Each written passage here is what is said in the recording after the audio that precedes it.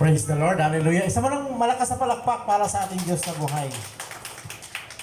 Okay, so magambag lamang ako doon sa verse na binigay niyo. Kasi sabi nga, isang passage po siya o isang verse, marami siyang definition. Ibig kanya-kanyang paliwanag. Okay? Pero mas maganda makita natin na may mapupulot tayo doon. Sabi kasi doon, sa Mark 13:31, lilipas ang langit at ang lupa, ngunit ang mga salita may manatili magpakailanman. Tama? Opo. All things are passed away, but my words still remain. Okay. Ambag lang ako konti, okay lang ba? Amen. Okay lang, sige. Kasi maganda nag-ambag-ambagan para lalong natin mapalalim, mapalawak yung laman ng salita ng Diyos. Amen? Amen. So, ang Lord kasi, ang sinabi niya doon sa word na yon, ito yung kanyang promise. Pangako. Pangako niya sa atin. Na ano man mangyari sa mundo, mawala man, sabi nga, lilipas man, pero ang kanyang mga pangako, hindi po nagbabago yon. Yung sinasabing, my word still remain, which is the promise of God sa atin. Pag sinabi ng Lord, iligtas ka, iligtas niya. Iligtas tayo. Pag sinabi ng Lord, iblis ka, iblis ka niya.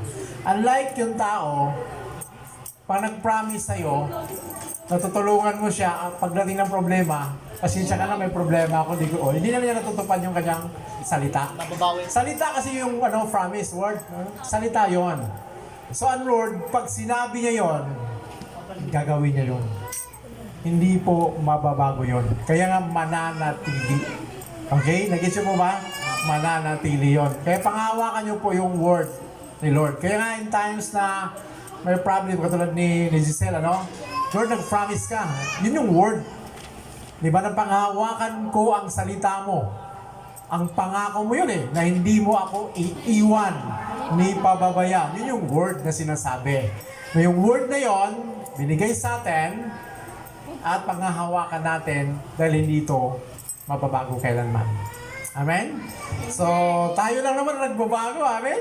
Marami tayong mga pangako sa mga salita. Tutulungan kita, bibigyan kita pera, mayroon ka regalo sa akin sa Pasko, sa birthday mo. Pagdating ng mga ganung okasyon, wala. Yan yung mababago si Lord. Lumipas daw ang lahat, langit at lupa, hindi magbabago yung kanyang promise sa atin. Amen? Amen. Agree ba kayo doon? Amen. Rinakama ko sa inyo konti. Amen. So, hoping na may napupulot kayo doon. Okay? So, dadako tayo sa Word of God. Alam ko po ay handa na po kayo. Tama po ba? Amen. Kayo po ba ay handa na? So, open your Bible in Book of Philippines. Philippines. Chapter 4, verse 4. Alam na lang ni Johnson Philippines. Malapit to sa Philippines. Philippines, Philippines. So, magkakaroon lang, hawig lang konti. So, parang yung sulat nito para sa mga Pilipino. Kasi Philippines. So, sulat ito para sa mga Pilipino. Kaya maganda kayo mga Pilipino ngayon. Philippines ano, Pastor? 4, verse 4. 4:4. Philippians chapter 4, verse 4, sabi po sa English version. Wow, Rejoice. ganda, no? Rejoice Rejoice in in the Lord always. I will say it again. Rejoice. Rejoice. Wow, ganda, no? Balikan mo natin yung Tagalog. Magalak kayong lagi sa Panginoon. Inuulit ko, magalak kayo lagi. Purihin po ang Diyos sa pagbabasa ng kanyang mga salita. Tayo po muna yung manalangin at idurog natin sa Diyos ang kanyang salita. Father God, sa umagang ito, nagpapasalamat kami sa patuloy na pagpapahayag mo sa amin ng mga salita mo. Dahil ito po yung aming kalakasan, pinanghahawakan at pinagtitiwalaan. Ang tao, nagbabago, ngunit ikaw ay hindi nagbabago. Lord, thank you for this time, Lord, na kami po'y makapag-aral ng mga salita mo. Turuan mo kami na bibligal na mga bagay upang umunlad ang aming pong mga pananampalataya. Ihanda mo ang aming puso, gawin mo itong matabang lupa upang sa paggasik ng mga salita mo, hindi po ito mawala ng kabuluhan, kundi ito'y magmunga po ng sagana sa aming pong mga buhay. Gamitin mo ko, Diyos, bilang daluyan yung pagpapalang espiritual sa bawat mga anak mo na nandito ngayon at sa mga taong naabot ng tinig nito, mag-minister ka rin po sa kanila. Kaya may samot panalangin sa pangalan ni Jesus, ang lahat po ay magwika ng Amen. Amen. Palakpak sa Diyos sa buhay. Parang nawala yung iba. Parang nalungkot ako. Kumunti tuloy tayo. Praise the Lord. Rejoice. Pag-usapan po natin yung magalak ka. Napakadaling sabihin at napakahirap gawin kung sa panahon na ikaw ay mayroong problema. Tama po ba mga kapatid? Okay, si Cecil pa nga, yung kanyang experience lang sa bukol, talagang kinukomfort lang siya ng Lord. Nasabi niya, talagang mahina yung loob niya. Pero nakakayanan sa grasya ng Lord. So, totoo naman talaga na pag sabihin ka ng doktor na mayroong kang sakit na cancer, anong sabihin mo doon? Ano kayang feelings mo? Ay, salamat sa Panginoon! Mayroon akong sakit. Di ba? So, ang hirap. Di ba? Pero remember, church, sa teksto na ating nababasa, 2 times na binanggit ni Paul sa mga taga-Philippians. Di ba?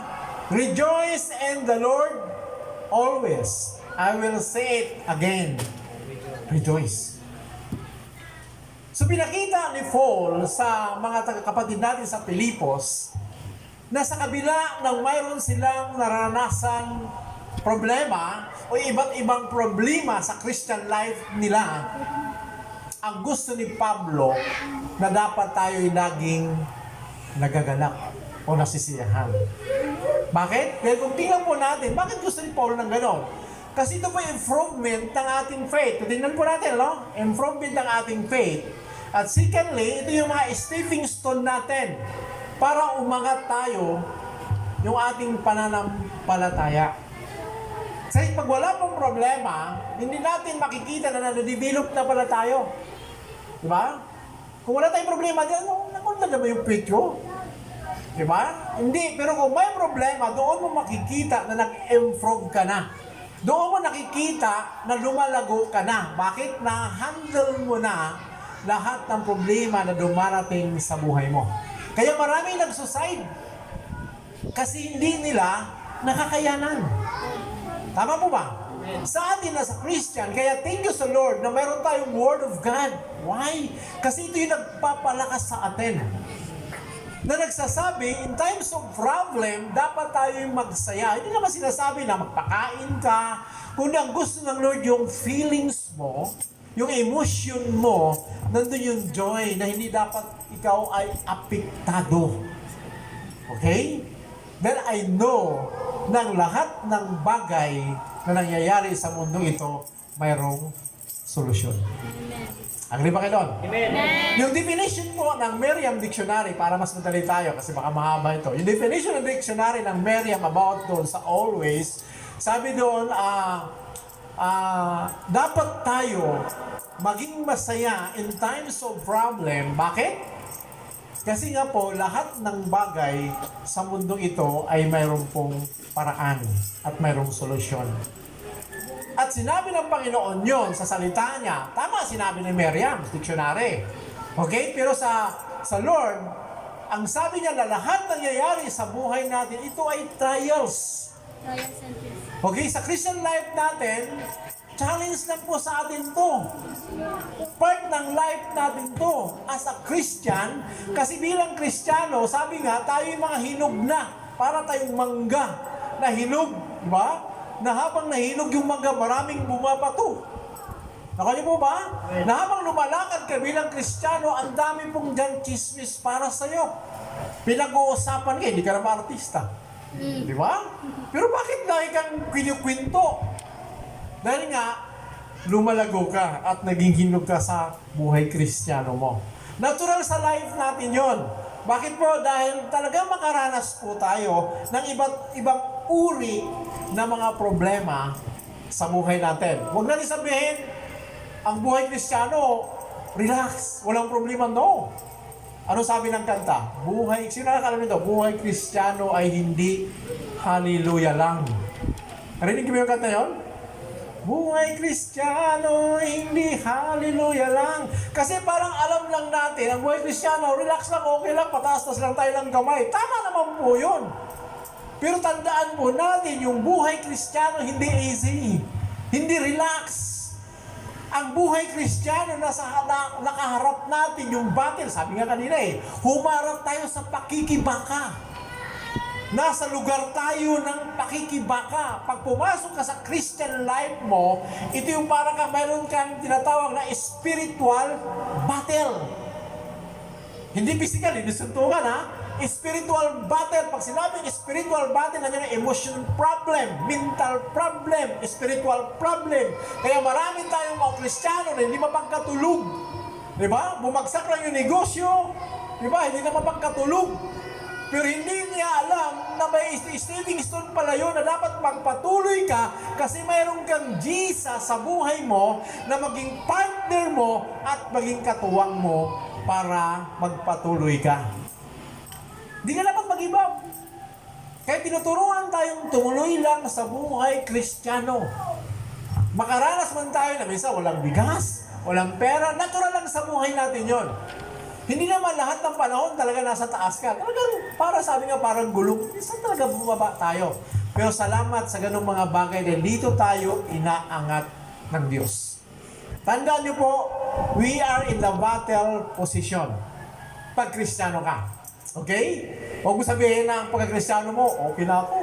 Blessed naman ako. Yes, I can ako that. Pero tandaan mo, ang dami nating problema ang kakaharapin. Pero how to handle this? Pero sabi ng Word of God, rejoice in the Lord. Yun po nga pag-uusapan natin. Rejoice in the Lord. Bakit? Ang sabi po ng Bible Dictionary, yung Christian life natin, kung i-define po natin yung word na yon, dapat tayo pala magsaya sa buhay Kristiyano natin. Focus tayo doon sa Christian life natin. Huwag muna natin isipin yung sa labas. Okay? Pag-usapan natin ngayon yung sa loob, sa pamilya ng Diyos as a Christian. Sabi, rejoice in the Lord always. Kailangan magsaya tayo doon sa kapiling ang ating Panginoon. So focus tayo doon sa buhay mo at sa buhay Kristiyano mo na si Kristo ay nasa iyo. Number 1. Okay? So 3 things na naman po ito mga kapatid. Number 1, rejoice in serving the Lord.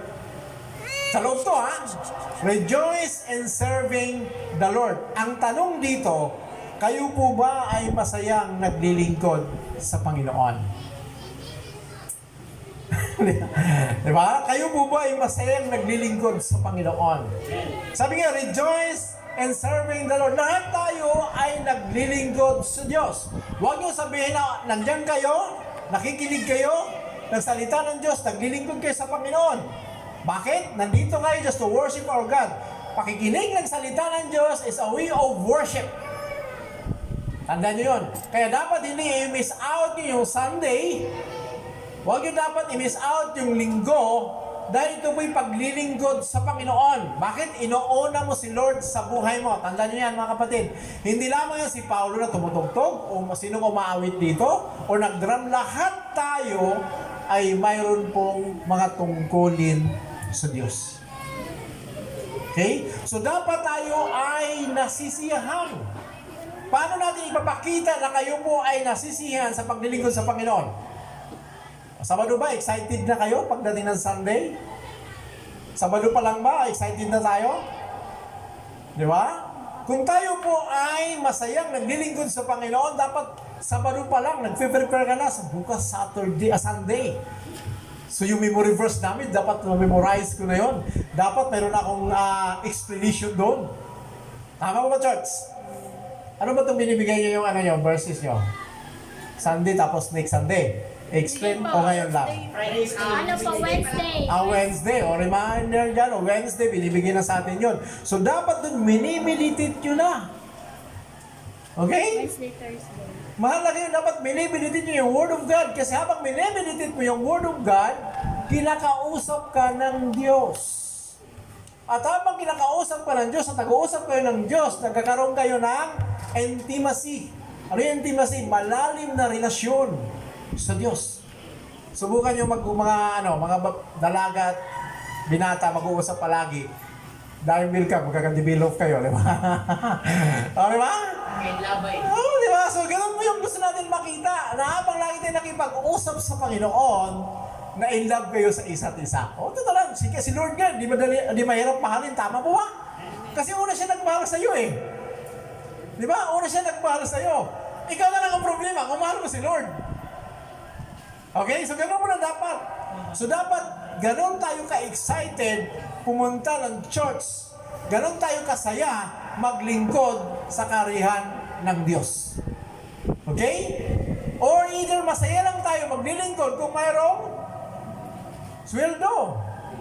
Diba? Pero remember, church, kaya tayo nandito sa Panginoon, malaki yung inimbis niya para sa atin. Hindi pera, buhay. Hindi kayang bayaran ng salapi ang inimbis ng Lord para nang maligtas tayo. Kaya dapat natin suklian yun ng kabutihan din sa Panginoon.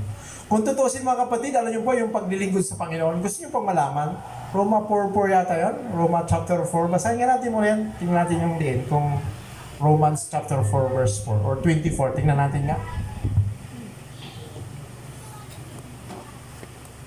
Biglang pumasok na sa ating yung verse na to. 4:4. Now, when a man works in his wages are not credited to Yan. him as a gift, but as an obligation. However, to the man who does not work but trusts God, Isang verse lang, para hindi masyado mahaba. Ano sabi dyan?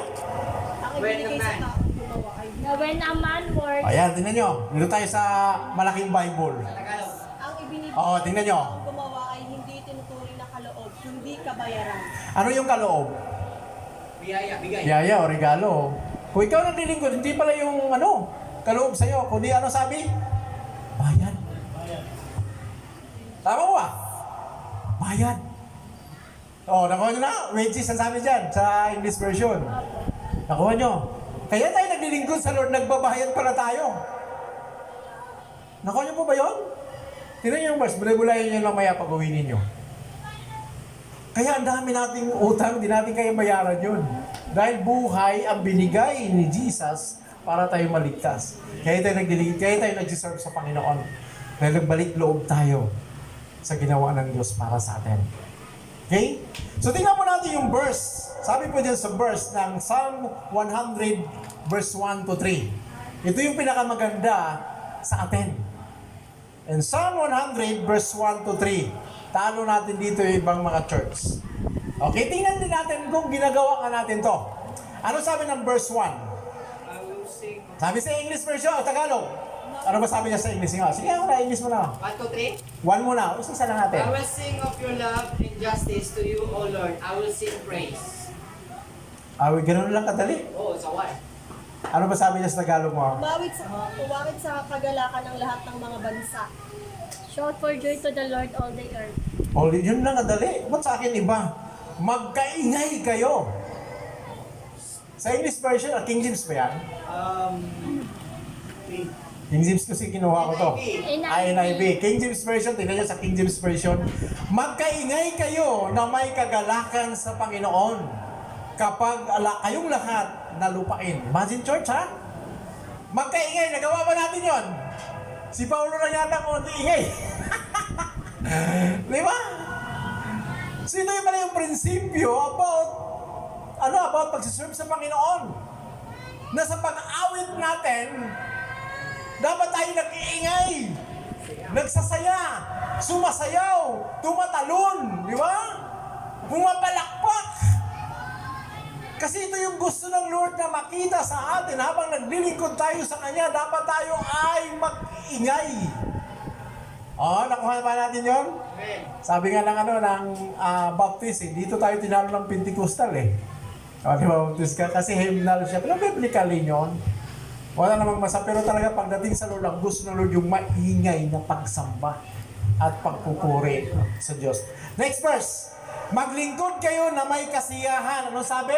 Maglingkod kayo na may kasiyahan sa Panginoon. Magsilapit kayo sa kanyang harapan na may awitan. Nabanggit na yung kanina, rejoice in the Lord, rejoice in serving the Lord, diba? Ang sabi dyan, maglingkod kayo na may kasiyahan. Okay? Hindi una kasimangot. Hello, di ba? So pag tayo pa yung nag-serve sa Panginoon habang nag-ayos ka ng upuan o nautusan ka, dapat hindi ka nakasimangot. Kasi kadalasan, lagi. Di ba? Ako nga for how many years? Hindi ako sumusoko. Every Sunday, ako pa rin nag-aayos ng upuan sa church. Ako pa rin nagwawalis. No, okay lang. Kasi masaya ko yung ginagawa na yun. Sabi ko, Lord, wala namang nabago. Dumadami na yung mga member mo, wala man ng concern. Mapalat nga kayo eh, mayroon kayong mga ano dito eh, mga palamuti. Punta kayo sa church namin, wala man ng palamuti. Hindi ko alam kung anong uri ng mga tao mayroon kami doon. Sabi ko sa mga kabataan, wala ba kayong ano? Wala ba kayong heart sa bahay? Di ba? Pagdating sa katawan nyo, gaganda ninyo, di ba? May mga sus, mahirap na mag-explain. Pero pagdating sa church, wala man lang kakurti-kurtina. Wala man lang kabulak-bulaklak. Ginawa ko na lang kasi hindi naman ako mahilig sa mga ano, siyempre pambabae yun. Bumili lang ako ng plastic na bulaklak. Di ba? Dapat paggawain ng Lord, tahanin ng Lord, maganda. O, di ba? Sabi ko talaga sa kanila yon. Kayo mga young people, alam ko, mayroon kayong mga kakayahan. Di ba? Yung mga nanay, di ba lang kayo naisip na, lagyan ko yan ng kortina tong bintana. Wala talaga nakapag-isip ng ganun. Kaya sabi ko, kanina pa lang pinagmamasang, ganda pa naman dito, di ba? Napapaayos. Di ba? Napapaganda. Yan nga, buti nga mayroon kayong ano eh. Mga ganyan, bulletin, wala kami dun. Ang tagal ko nang inutos for how many years na, gumawa kayo, wala talaga. Kaya gawin ko dito. Puro na lang pastor lagi. Wawa naman, paano pag wala na si pastor? Baka doon sila kikilos. Hallelujah. So tuloy po tayo. Tingnan verse 3. Alamin ninyo ang Panginoon na siyang Diyos. Siya ang lumalang sa atin at kayo'y Kanya, tayo Kanyang bayan at mga tupa ng Kanyang pastulan. Maraming binanggit doon. Ang sabi ng Lord, kaya dapat natin makilala si Lord ng lubusan. Bakit? Siya ang lumalang sa atin. Tingnan nyo ha. Tayo'y Kanya. Ganda doon, tayo'y Kanya. Ibig sabihin, hindi tayo pag-aari ni numan. We are God's property. Parang gano'n, di ba? Tayo'y Kanya. O, di ba? Tayo'y Kanyang bayan at mga tupa ng Kanyang pastulan. So tayo pala, kaya tayo pala masayang maglingkod sa Panginoon dahil dapat nating malaman siya ang may likha sa atin. Kaya tayo nilikha ng Diyos para po sa Kanya. Hindi sa mundo, hindi kay Satanas. Lahat ng meron tayo para sa Diyos. Talent, okay, gift, business, sa Diyos lahat yan. Hindi sa'yo. Kasi sabi niya, tayo'y Kanya. Lahat ng mayroon tayo ay sa Diyos lamang. Naku niyo po ba, kaya ito yung gusto ng Lord na dapat ka magsaya, dapat mo maintindihan sa buhay na bilang Kristiyano at bilang anak ng Diyos. Lahat ng mayroon tayo, ibalik natin sa Diyos. Ibigay natin sa Diyos. May mga tao kasi, mayroon siyang mga motives, may mga behind motives sila. Okay? Papasok sa Christian church. Nag-aral ng instrument. Nang natuto, saan tumugtog? Oo, alam na. Di ba? Nakakalungkot. Di ba? Kung natututo, tinuruan ng Lord, nakilala niya ang Lord. Kasi ang problema, sabi nga ng verse na to, hindi nila nakikilala. Ang sabi ng verse 3, kilalanin niyo ang Diyos na siya lumalang sa iyo. Doon pa lang, pag lumalang sa inyo ang Diyos, ibig sabihin, lahat ng gift natin, lahat ng talent natin, galing sa Diyos yun. Yung talent ni Paulo sa pintura, bihera yun. Binigay ng Diyos sa kanya yun. Di naman niya nag-aaral ka ba, friend? Hindi ka nag-aaral, di ba? Espesyal na talent yan. Alam niyo po ako, sinusubukan ko ng mag-ayos ng motor. Pero hindi talaga talent yun eh. Kadalasan nalulustrid. Hindi mali yata yung pagbalik ko eh. Madali ako magtanggal ang pagbalik ang problema. Oo, kaya sabi ko hindi talaga talent dyan. Iba talaga eh. Meron talagang nakalaan para dyan. Imposible naman, napakasimple lang. Tingnan mo yung sa tanggalan ng gasolina. O yung oil ba yun? Mag-change oil. Nakatatlo na ako. Ano ba tawag doon? Para malakihan. Ano ba tawag doon? O, paulit mo yun, di ba? Kasi minsan, siyempre, gusto mo makatipid, ikaw na lang gumawa. Ito na ang problema kayo. Kasi hinigpitan ko ng gusto, balik pala yung pagkalagay ko. Naku, nasira yung ano. Patay ka ngayon, di. tumatagas. Dalhin mo ngayon doon. Naku, sir, kailangan to ilakihan daw yung yung maliit na tornilyo, malaki na kailangan. May tawag sila doon eh. Yun. Retreat uli. Kung nakatatlo na ako, last na araw yung sabi. Pag ibang apat, wala na raw. Malaki na nga eh. Ang laki na. Tapos ngayon, malaki na. Nilagyan ko pa rin ng timplon. May timplon na. Pinakalas na nga yun. Nilagyan ko pa ng timplon. Ganon talaga siguro. Sabi ko, Lord, di talaga linya yan. Yung talente na binigay sa inyo, special yan. Galing sa Diyos yan. Nalilikha kayo na Lord, kasama po yan. Okay? Yung pag-ukit ng mga kahoy, pag-ukit ng mga bato, bihira yun. Ang hirap nun. Talent talaga yun. Kaya lahat ng mayroon tayo galing sa Diyos. Dapat maglingkod tayo na may kagalakan sa Panginoon. Amen? Okay? Masaya ba tayo maglingkod sa Panginoon? Amen! Yes, dapat lang. Kasi lahat ng mayroon tayo ay galing sa Diyos. At ako'y naniniwala, lahat ng naglilingkod sa Diyos, lahat ng kanilang ginagawa, hindi pumawala ng kabuluhan. Amen?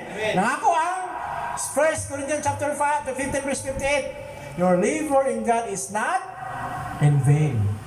So ang lahat na naglilingkod sa Panginoon na may kagalakan sa kanilang mga puso, hindi pala ito mawalan ng kabuluhan. Kundi ibabalik dito ng Diyos higit pa sa ating inaasahan. At hindi lamang yan, bakit tayo maglingkod sa Panginoon na may kagalakan? Dahil niligtas siya tayo. Nabanggit din kanina, sino ba patotoo kanina? Si Zay. Diba? Sabi niya yung araw-araw nagta-travel yung kanyang asawa. Totoo yun, daming aksidente. Sinabi na rin ni Dunson yan. So bakit? Alam niyo po ba? Dapat tayo maglingkod sa Diyos sa may kagalakan dahil niligtas tayo. Sabi niya prayer kanina for whole weeks.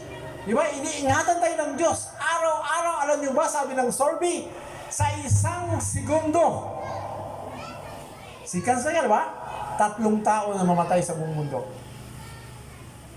Mansin na, 3 tao. Now, itutol natin. Okay.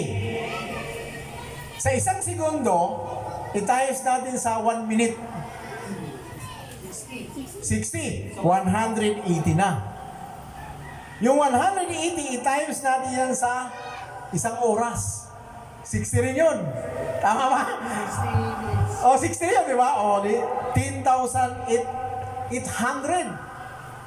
Isang oras pa lang yun. Ganun kadami ang namamatay. Times pa natin.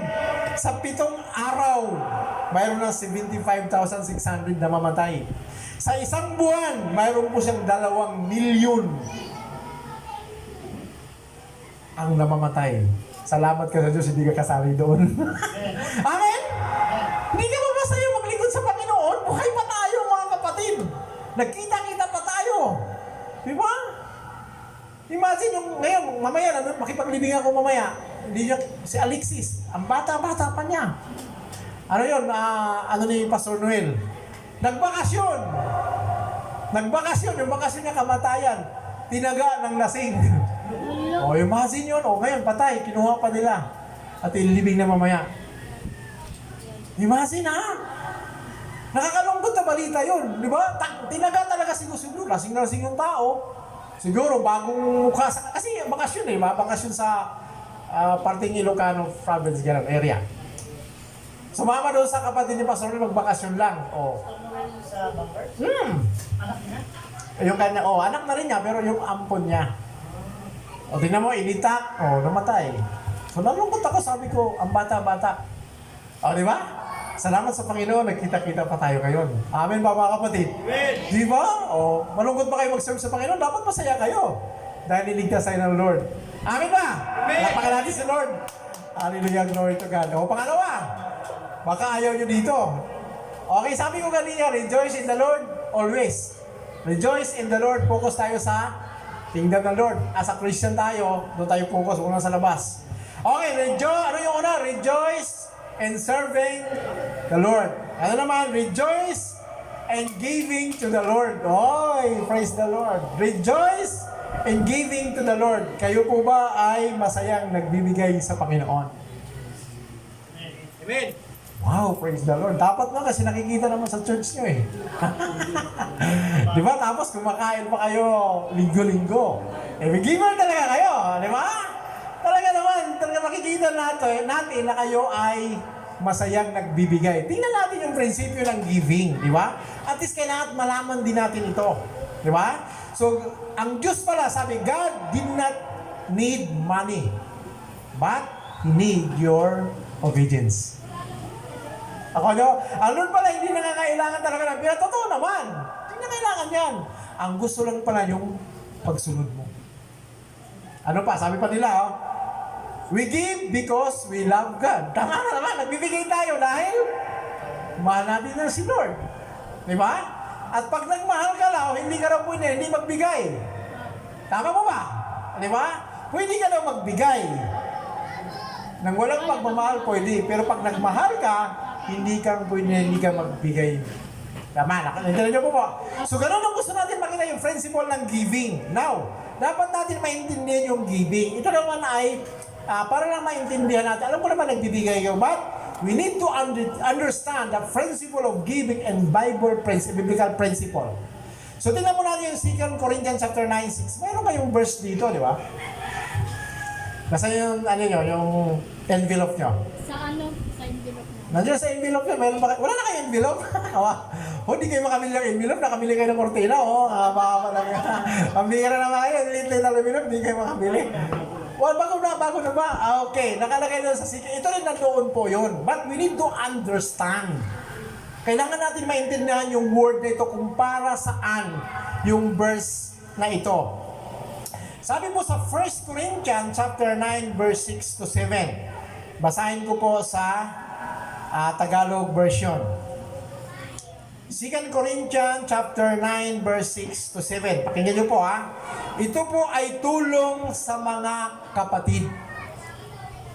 Ibig sabihin, sa kingdom pa rin ng Lord. Kaya rejoice in the Lord. Sa Lord tayo, okay. Tulong sa mga kapatid. Hindi na kailangan sumulat pa ako sa inyo. Sabi ni Pablo tungkol sa pagtulong sa mga kapatid sa iglesia. Anong sabi? Tungkol sa pagtulong. Okay. Sa mga tuwid, hindi ito dito sa church natin. Tulong ito sa mga kapatid. Baguhin na natin envelope natin. Buti babaguhin na ngayon namin yung envelope namin kaya hindi kami nag-prosper sa giving. Kasi nga, lagi namin dinidevelop na magbigay tayo ng gustong takal, sabi doon. Tapos, di ba, nila yata, magbigay kayo ng kusang loob. At sabi doon, pasasaganahin tayo. Nandito yun, tingnan natin mamaya. Yun pala maling principle. Ito pala ay tulong. Tingnan yung next verse, sa verse 2. Alam kong handa kayong tumulong at ipinagmamalaki ko kayo sa mga taga-Macedonia. Ang sabi ko ay handa na kayong mga taga-Akaya. Imagine? So dito ang kinausap ni Pablo, yung mga taga-Akaya. So it meant to say, si Akaya, pinagmalaki ni Pablo sa mga taga-Macedonia. Ang Macedonia, napakahirap na bansa. Pero giver din sila pagdating sa gawain ng Diyos. Ngayon, in-encourage na ngayon yung Akaya. Alam ko kayong mga taga-Akaya, handa na kayong tumulong para sa mga kapatid natin. So maganda yung heart nila. Okay, maganda yung heart. Tingnan mo natin yung verse 6. Datapwat, sinabi ko, ang nag-asik ng bahagya ay mag-aani naman ng bahagya. At mag-asik ng sagana ay mag-aani naman ng sagana. Ito po yung prinsipyo dito. Ito yung prinsipyo ng pagtulong. Pag tumulong ka sa kapwa mo, tawag natin na offering, tama mo ba? Sacrificial po tawag doon. Tulong po yun, wala pong specific amount. Tandaan nyo na, walang specific amount. Pag ikaw ay tumulong, wala pong specific amount. Kung gaano kalaki yung puso mo, ganoon din kalaki bibigay mo. Tama? Sabi nga, magbigay ng malaki, aani ng malaki. Pag magbigay ng maliit, maliit din ang kanyang aanihin. So, ang pagbibigay pala, depende yan sa heart natin. Kaya nga, sabi dito sa verse 7, tingnan sa verse 7, magbigay ang bawat isa ayon sa ipinasya ng kanyang puso. Huwag mabigat sa loob o dahil sa kailangan sapagkat iniibig ng Diyos ang nagbibigay ng masaya. O, nandun naman yung Lord, nandun yung word na rejoice and giving to the Lord. O, ang sabi sa verse na to, iniibig ng Diyos ang nagbibigay ng masaya. Sabi sa English, a cheerful giver. O, diba? So now, tulong pala ito. Pag ikaw ay tumulong sa kapwa mo, mga kapatiran, di ba, alam ko, tumutulong kayo. Naniwala ko doon, alam ko yung history ninyo. Marami na kayong natutulungan, kaya masaya ako doon. Okay? So, ganun pala, wala po siyang tinatawag na specific amount. Depende ito sa puso mo. Di ba? Kaya sabi ko, anong malaki? Tithes, offering. Di ba, mas malaki ang offering kasi heart ang pinag-usapan doon. Unlike pag tithes, may amount eh. May specific, di ba? 10%, di ba? Ay, yung offering, wala yun eh. Kung ibigay mo yung house and lot mo sa kanya, sobra pa yun sa 10%. O, di ba? Mas malaki. Kaya ang pagtulong, ganun para sila noon. Now, tingnan po natin. Sabi nga natin, yung offering, ito pala'y nagbibigay tayo dahil mahal natin si Lord. Ito yung sinabi kanina. Sabi, we give because we love God. Nagbibigay tayo o tumulong tayo dahil mahal natin si Lord.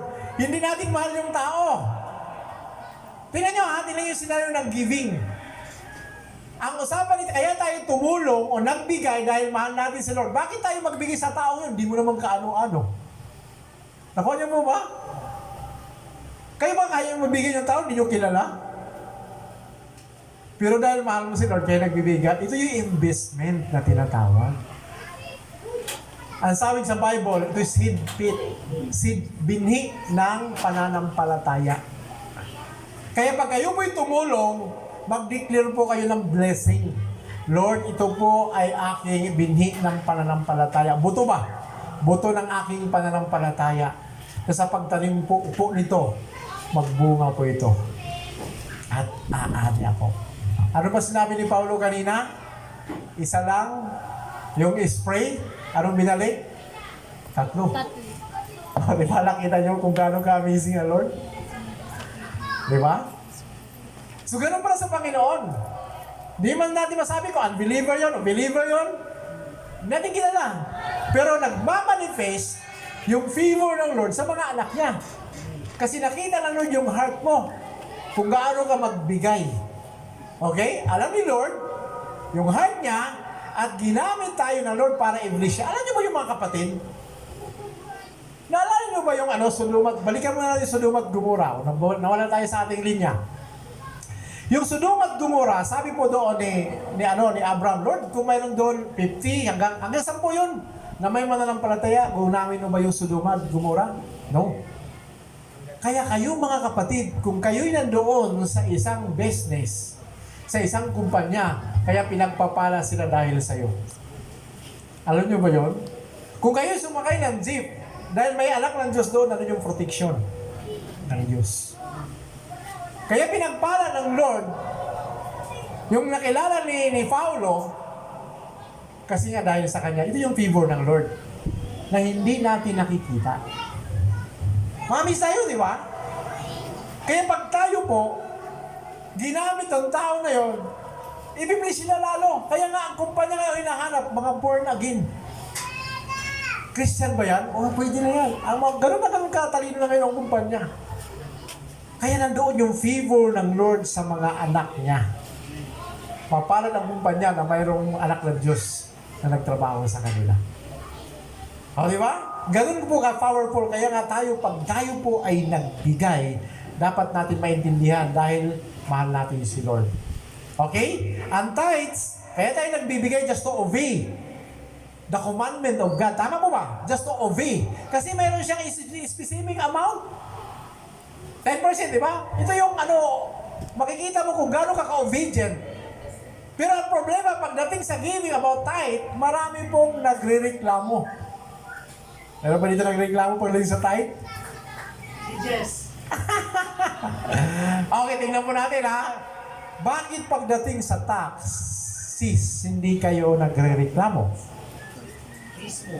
Kasi sarado business po. Okay, nung nagtatrabaho ako, iba na kasi yata ngayon kay Duterte, binago na yung tax, 30,000 yata pataas yung may tax. Pati na. 50 na ngayon? Pag mag-yearly ka ng 250,000, yung may tax. Pero pag below nun, wala. Okay. Kasi si Jojo, hindi kasi sinabi niya sa akin kung magkano yung magkano yung kanyang salary. Pero nagkikinsina siya ng 1.2. Kaya minsan masama ang loob niya. Siyempre, ang laki nun, di ba? Ang laki ng binata kasi siya, di ba? So binata siya, ngayon masama ang loob niya kasi pagdating ng payslip niya, 1,200 yung kinakaltas niya sa tax niya.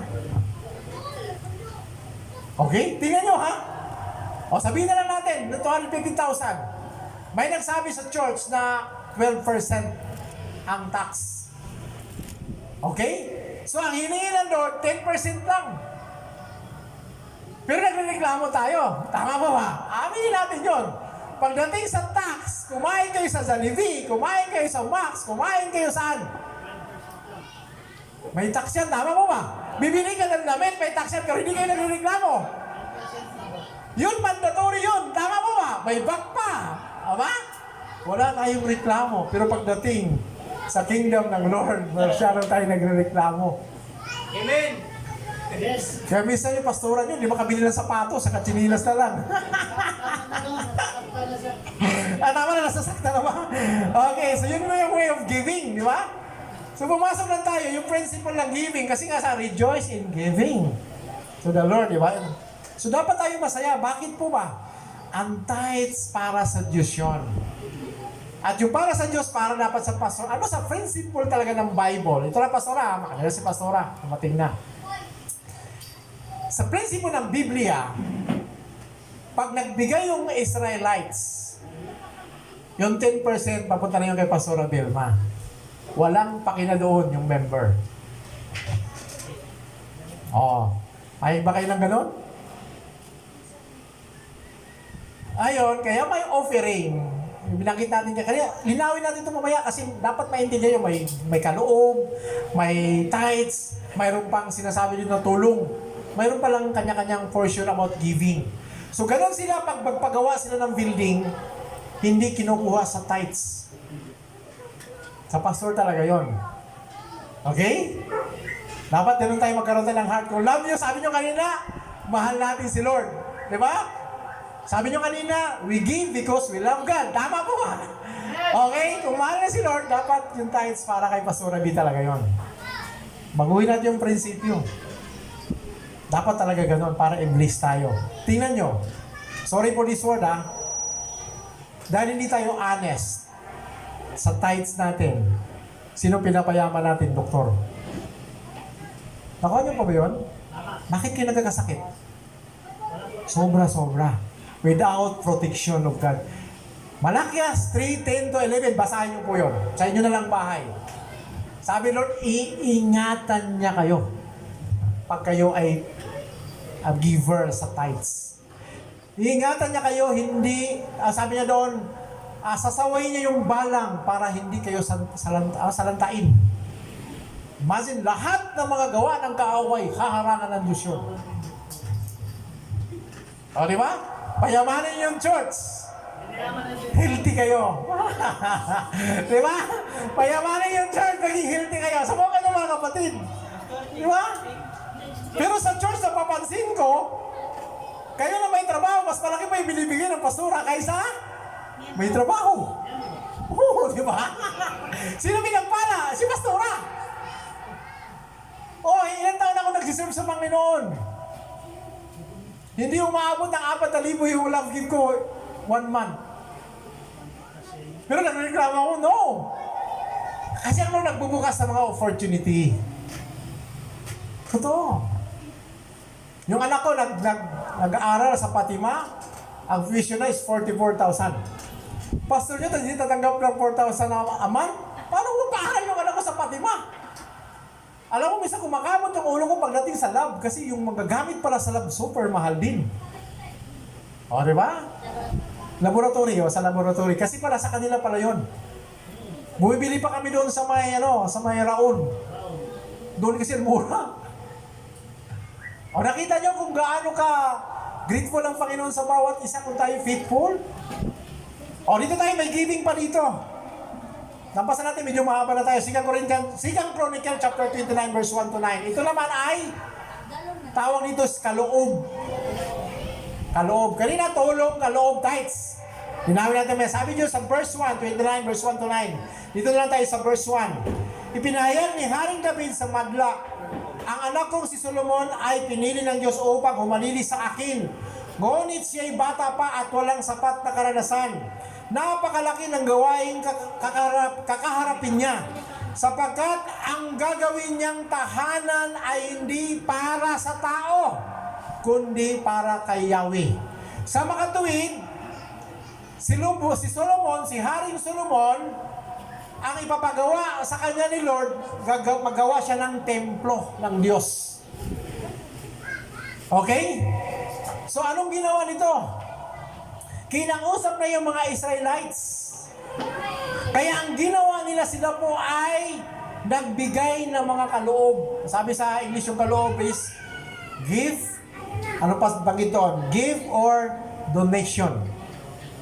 Ang binigay nila, ginto, mga silver, para magawa yung templo ng Diyos. Diba? Separate yun sa tithes. Kanina, maliwanag sa tithes, anong blessing mayroon tayo? Iingatan tayo ng Diyos. Anong blessing naman yung tumulong tayo? Nasisiya. Kung ano tinanim mo, yun din ang aanihin mo at masaya si Lord sa mga taong nagbibigay. May benefits. Ito naman iba. Pag tayo po ay nagbigay, ang sabi dito, sinong nasiyahan o tulong? Verse 9, galak na galak ang mga tao sa kanilang pagkakaloob at labis namang ikinatuwa ni David. Imagine, church, sa bagay, I'm so glad dahil kayo naman ay hindi talaga nagkukulang sa Panginoon. Talaga nagbibigay naman kayo kasi nakikita ko naman sa church ninyo. So, masaya ako doon, mga kapatid. At masaya naman talaga tayo. Dahil sino ba mag-benefits ng church na to? Tayo din. Amen? So nakita ko yung inyong pag-aambagan. Ito yung tawag doon ay kaloob. O, di ba? So natatawa ko doon at ginawa niyo yun, siyempre masiyahan si Pastora doon. Masiyahan din ako. Siyempre ang Lord, siyempre. Dahil nagsakripisyo pa tayo para sa kingdom ng ating Panginoon. Amen? Palakpakan natin si Lord na buhay. Hallelujah. The last one, isa na lang, medyo hapuan na lang natin to. Rejoice. Ano yung una? Rejoice in giving to the Lord. At pangalawa, Rejoice. serving pala. At was giving. Last, rejoice and suffering with Christ. Amen. O Giselle, magsaya ka na. Kaya pala may sakit ka kasi nakikisa ka kay Kristo. Ready ba kayo, mga kapatid? Amen. Talagang maranasan natin to. Di ba sabi ko kanina sa intro natin, sometimes naka-experience tayo ng sakit para improve yung faith natin, right? Kaya pala tayo nakaranas ng suffering para tayo makiisa sa hirap ni Kristo. Ito yung sinasabi, rejoice and suffering with Christ. Amen? Huwag yung sabihin sa Kristiyanong buhay natin, walang suffering. No. Mayroon talaga. Kasi tayo part ng life ni Christ. Si Paul, tingnan mo natin yung Philippians chapter 4 verse 5 to 14. Kwento ko na lang ito. Si Paul nag-testify sa life niya. Sabi niya ni Pablo, naranasan ko magutom, naranasan ko maghikaos. Paano nyo ma-identify o ma-verify yung word na maghikaw? Sobrang gutom, sobrang hirap. Sobrang kawalan. Naranasan din niyang managana.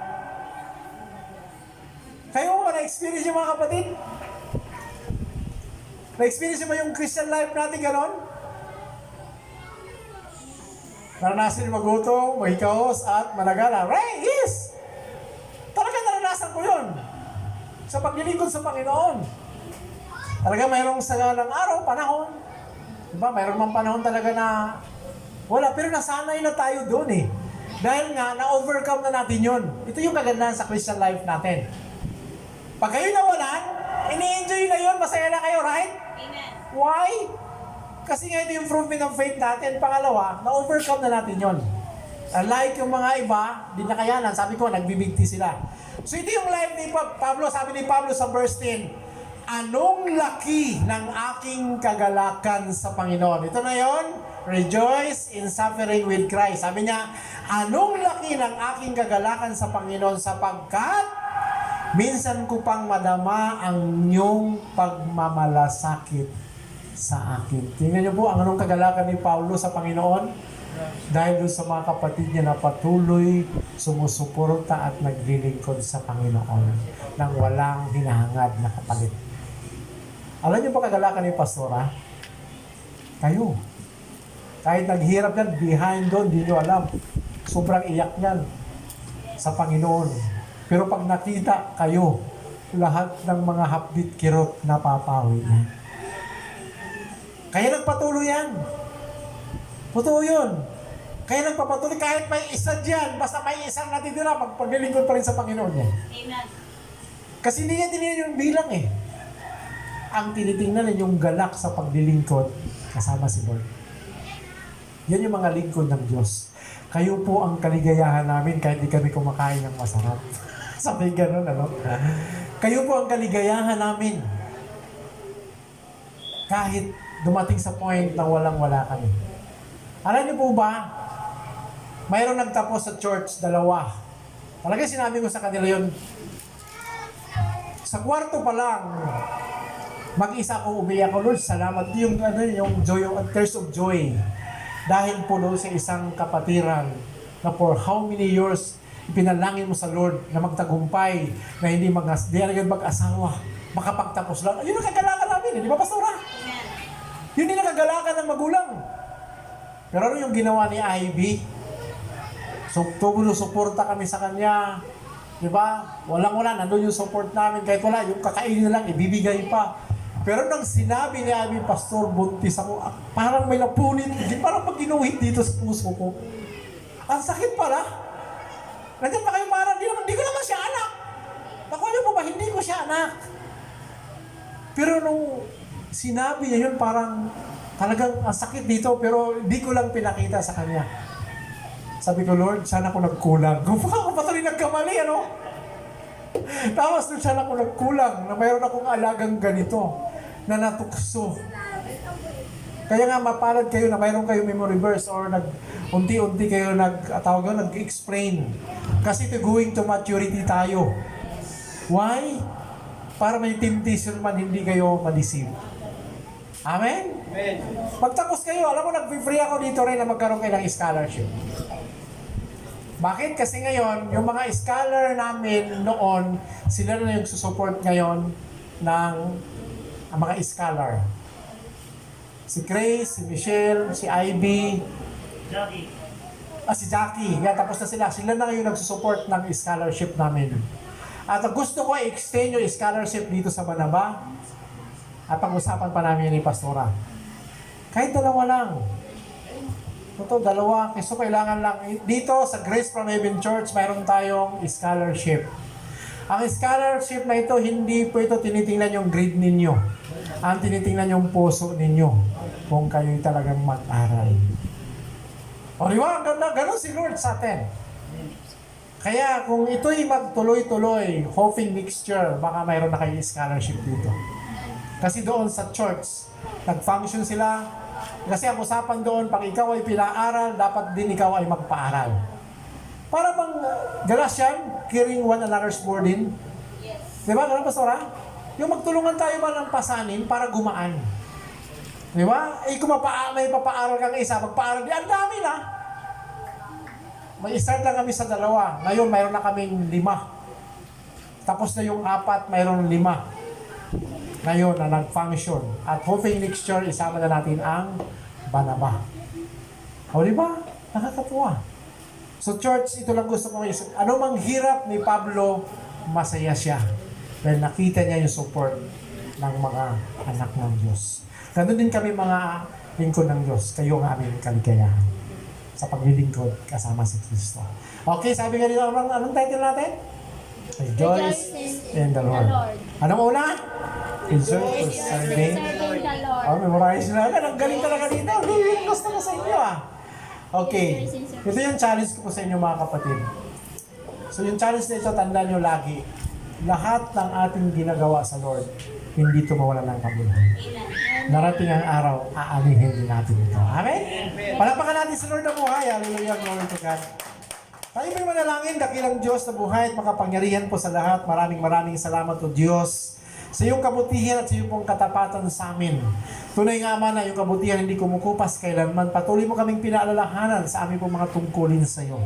Lord, I pray na kami po ay susunod sa mga salita mo. At inaasahan po namin sa pagsunod, tiyak po kami tatanggap na masaganang pagpapala mula sa iyo dahil nangako ka, hindi po ang tao kundi ikaw ang nangako sa amin, Panginoon. Patuloy mo, Ama, i-bless po ang Banaba. Umaasa ko, Lord, sa bilang na ito ay maging tripli pa. Dahil nangako ka, Lord, sa lugar na ito na dito mo sila dinala para maghasik ng ibanghilyo ng kaligtasan at magkamit ang Banaba ng kaligtasan, Panginoon. Salamat, Ama, sa buhay ni Pastor Rabi na patuloy naglilingkod sa iyo na walang hinihing kapalit, kundi masaya siyang naglilingkod dahil masaya siyang ginagawa na kasama ka, Panginoon. Lord, i-bless mo kanyang hanap buhay, ang kanyang pamilya. At umaasa kami na patuloy mo siyang gamitin mightily, effectively, hindi lamang sa Banaba, kundi sa iba't ibang sulok ng Pilipinas na maging buhay siya at makapangyarihang patotoo sa mga tao. Salamat, Lord, sa mga salita mo ngayon amin napakinggan. Sinihon mo ng banal mong Espiritu sa aming mga puso upang ito di manakaw ng kaaway bugkos, Lord, magpaalala ito sa amin pong pang-araw-araw na pamumuhay. Sa iyo pong papuri, parangal po sa salamat sa pangalan po ni Jesus, ang lahat ng pagpala ay magsabi na Amen! Amen! Praise the Lord! Hallelujah! San, ayaw. Ayaw natin, San. Ayaw na, ikaw daw. Po'y dadako sa pagbibigay. Meron ko dito, two parts daw po ng ating mga kamay.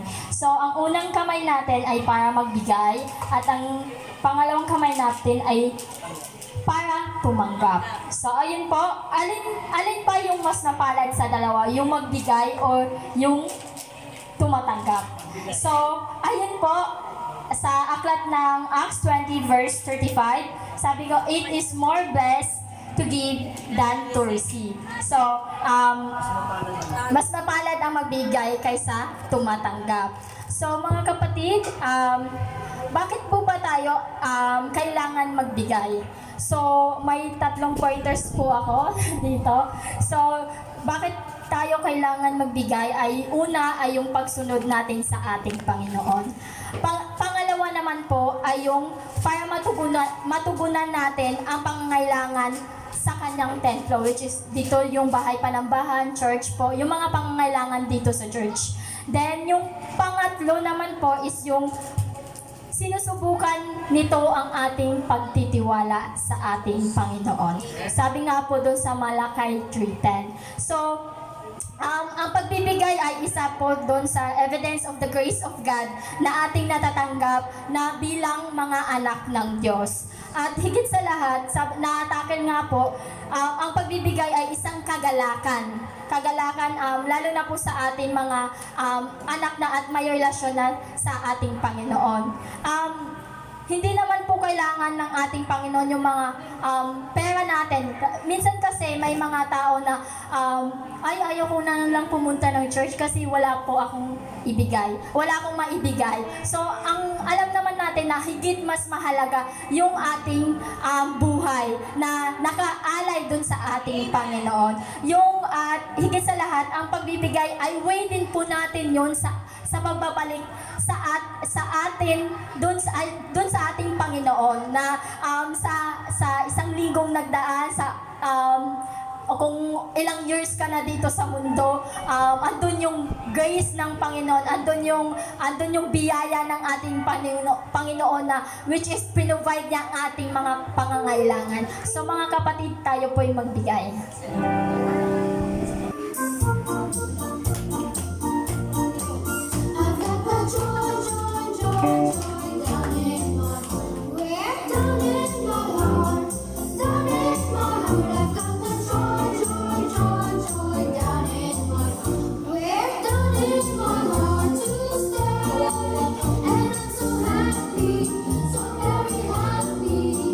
I've got the love of Jesus in my heart.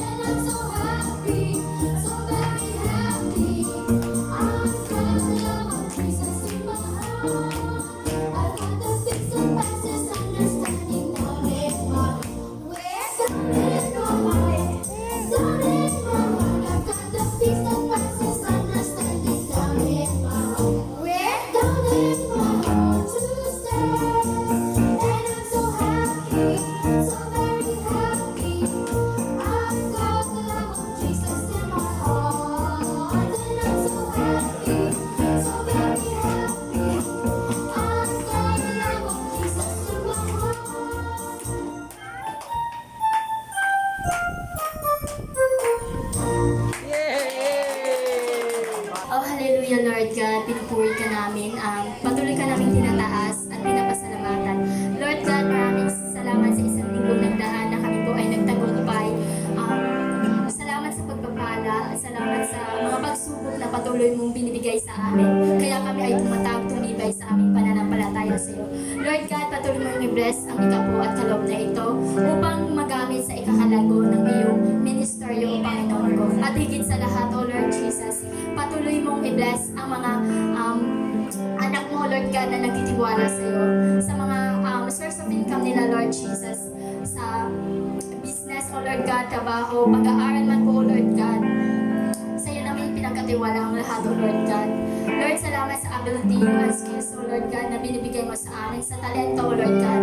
Nawa magamit namin, Lord God, sa iyong paanan, O Panginoon ko. Maraming salamat, Lord God. Ikaw ang aming tinataas, ikaw ang aming tinatanghal. In Jesus' name we pray.